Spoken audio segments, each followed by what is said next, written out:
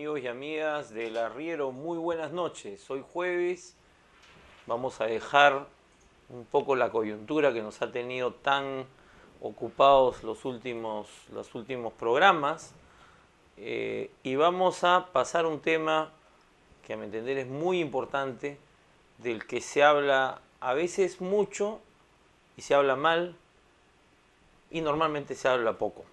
El tema de la justicia campesina, el tema de las rondas campesinas. Y para hablar sobre el tema me encuentro con John Gitlitz, politólogo, profesor asociado de Ciencias Políticas en Purchase College de la Universidad Estatal de Nueva York. John, muy buenas noches. Muy buenas noches y muchas gracias, Javier. Para quienes no conocen a John, quizás algunos lo están viendo por primera vez o otros han escuchado su nombre. John es uno de los investigadores, científicos sociales que más conoce el fenómeno de la ronda campesina. Gracias. Y lo conoce porque además estaba haciendo trabajo de campo en Cajamarca cuando las rondas surgieron. Y luego él ha seguido visitando Cajamarca y acaba de presentar este libro. No sé si lo pueden ponchar bien. Ahí estamos, Administrando Justicia al Margen del Estado, publicado por el Instituto de Estudios Peruanos y en una muy buena noticia, en una coedición con la Universidad Particular Guillermo Urrelo, ¿no? Guillermo Urrelo. Que es una universidad de Cajamarca, y por eso digo que es una buena noticia, una coedición de ese tipo.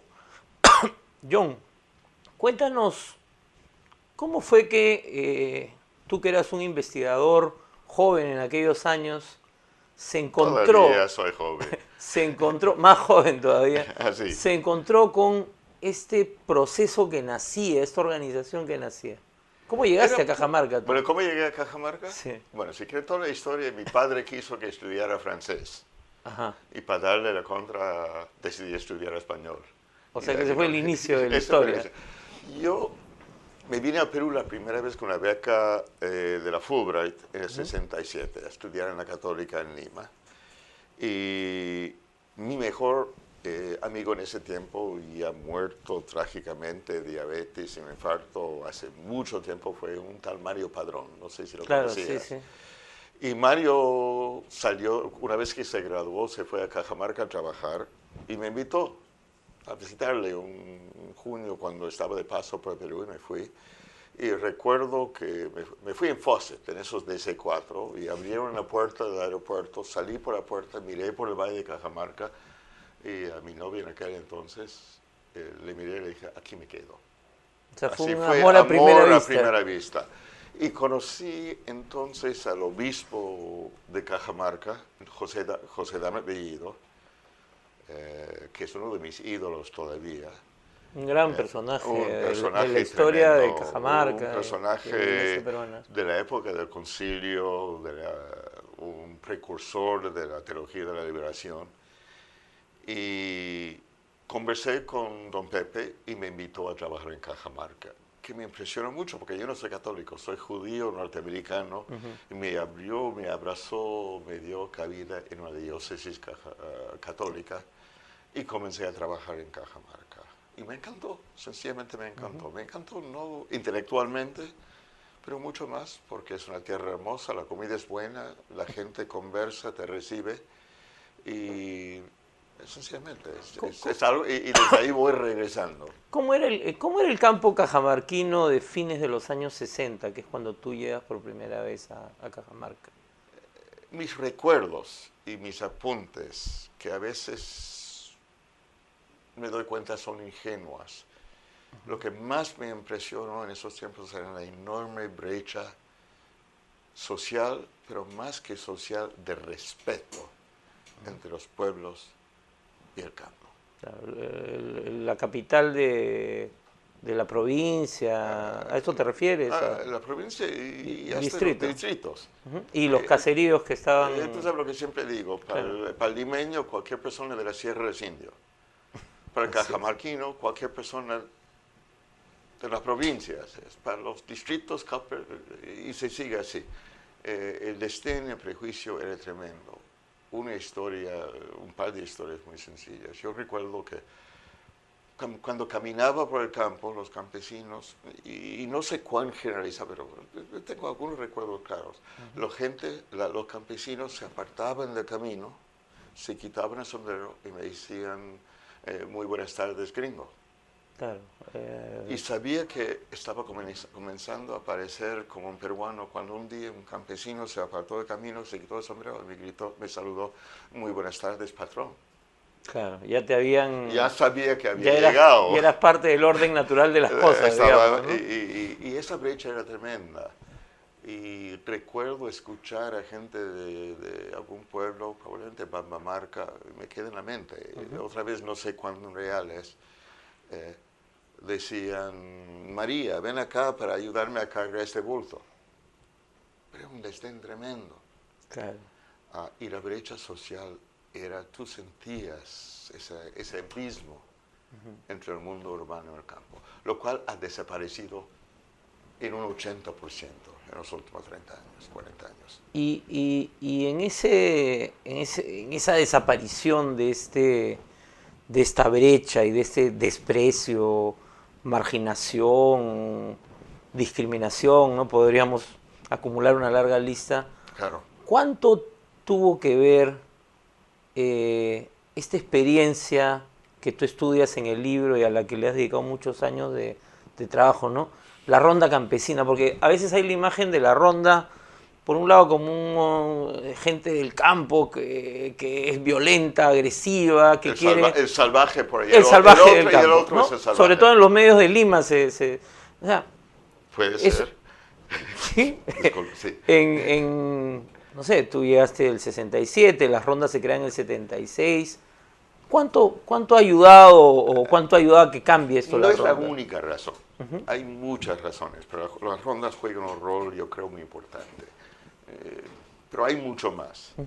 La expansión de la educación es muy importante. Bueno, primero, el cambio ya había comenzado con mucha resistencia con Velasco.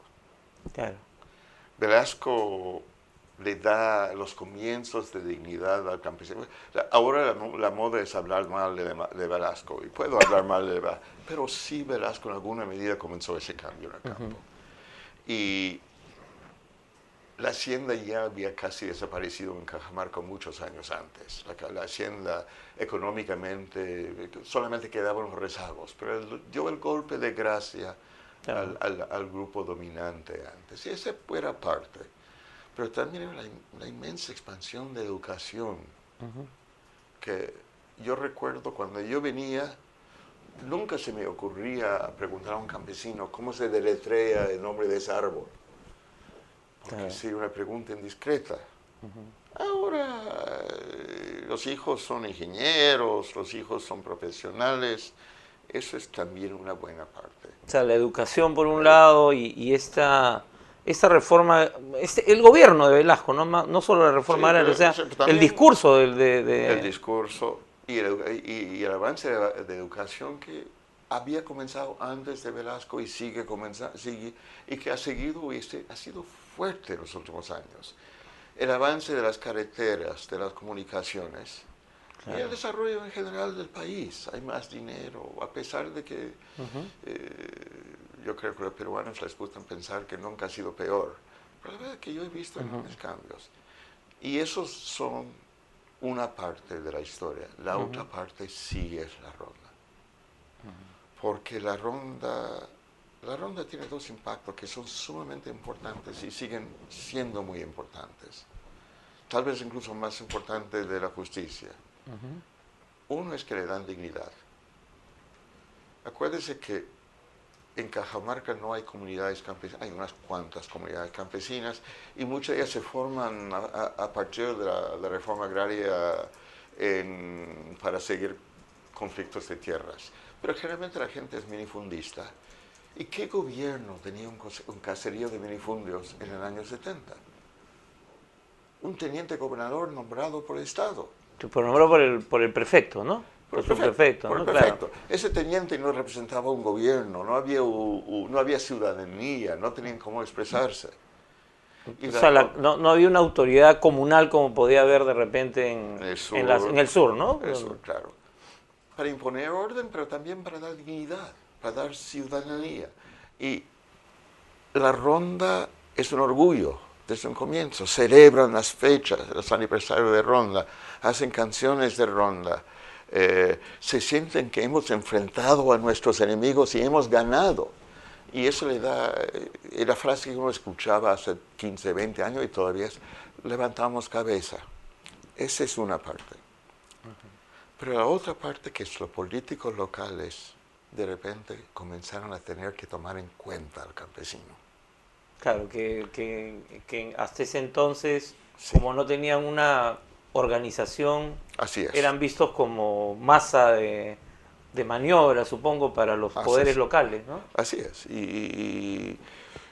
Tal vez ese es exagerado, porque nunca fue total y tal vez lo recordamos. Pero sí, por esas dos razones, el campesino se siente empoderado. Y no solamente se sienta, es. Y esa es una enorme diferencia. Y con esa diferencia nomás se comienza a cerrar esa brecha entre campo y ciudad. John, tenemos que hacer una pausa para el primer corte y volvemos en un instante. Con mucho gusto. Estamos en El Arriero conversando con John Gitli sobre las rondas campesinas de Cajamarca. Volvemos.